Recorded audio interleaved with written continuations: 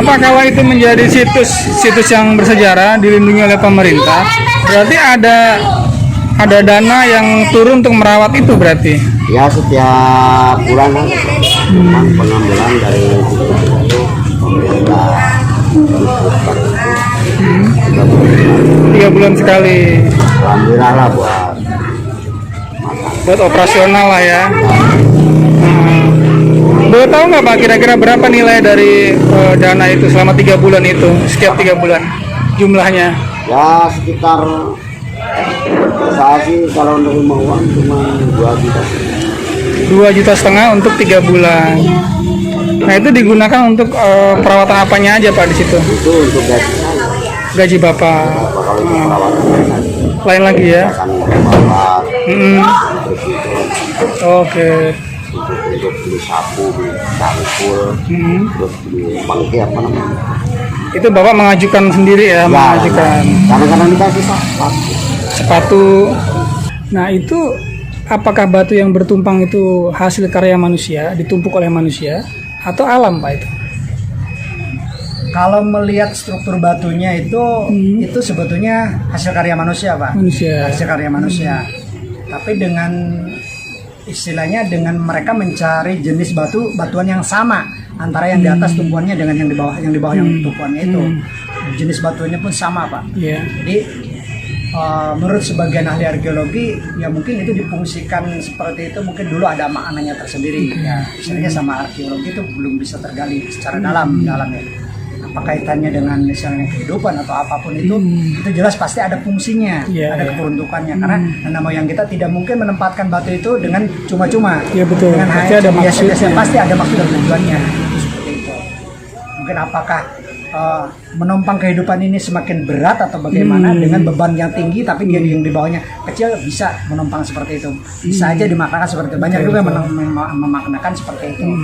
Jadi Pak nih kenapa situs Batu Tumpang itu dipelihara oleh pemerintah atau diistimewakan lah sebagai cagar budaya itu sebenarnya apa alasannya Pak?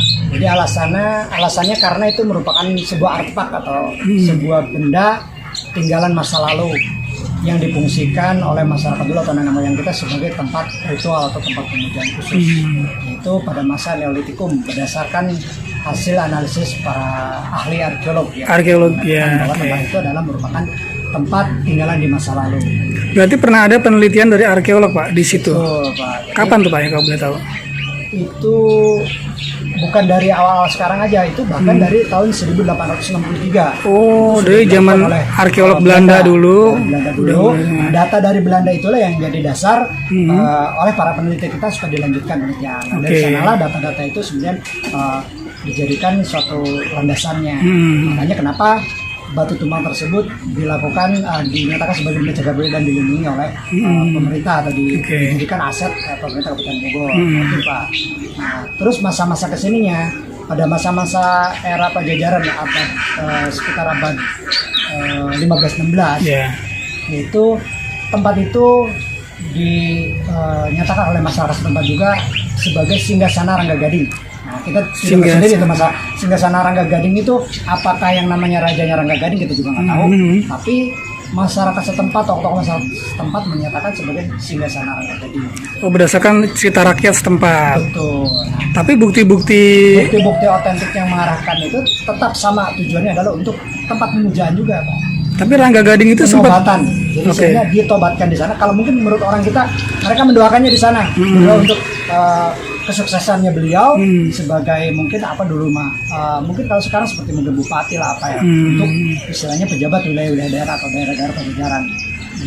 Itu yang nama Rangga Gading itu muncul dari mana? Apakah ada benda peninggalannya prasasti? Kalau Rangga Gading sendiri muncul sebetulnya dari tahun 1800 sekian itu dari data Belanda sudah ada. Nah, masyarakat sendiri pun menyatakan seperti itu. Makanya arkeologi yang sekarang itu ya berdasarkan dari buku itu juga dan berdasarkan dari cerita tokoh-tokoh masyarakat yang sekarang itu memang sudah nggak ada atau sudah almarhum semua. Jadi menyatakannya sama pernyataannya antara yang dibukukan oleh Belanda, dokumen Belanda dengan masyarakat setempat. Jadi tidak ada kesimpang-siuran seperti tempat lain mungkin namanya ini suatu tempat apa tapi begitu tadi di masyarakat lain namanya. Kalau itu sama Pak. Antara cerita masyarakat dengan data yang ada di buku Belanda itu sama. Rangga Gading Gading itu ya. Jadi istilahnya real Pak, Real. tidak ada pembohongan publik. Gitu Oke, kan. oke. Biasanya kalau tempat lain kan, oh namanya ini anu lah sangyang apa, ternyata begitu didata diteliti bukan. Bukan. Tapi kalau ini memang ternyata seperti itu. Pemerintah daerah sendiri pun sampai sekarang belum bisa istilahnya apa mungkin membebaskan lahan tersebut. Oke, belum bisa. Karena terkait dengan Kopassus itu sendiri. Oke. Jadi Kopassus hanya memberikan izin silahkan itu dijaga dirawat oleh pemerintah daerah dengan catatan mungkin hanya seareal itu aja. Seperti ini jalan masuknya. Nggak ada pelang, banyak sampah, sangat belukar.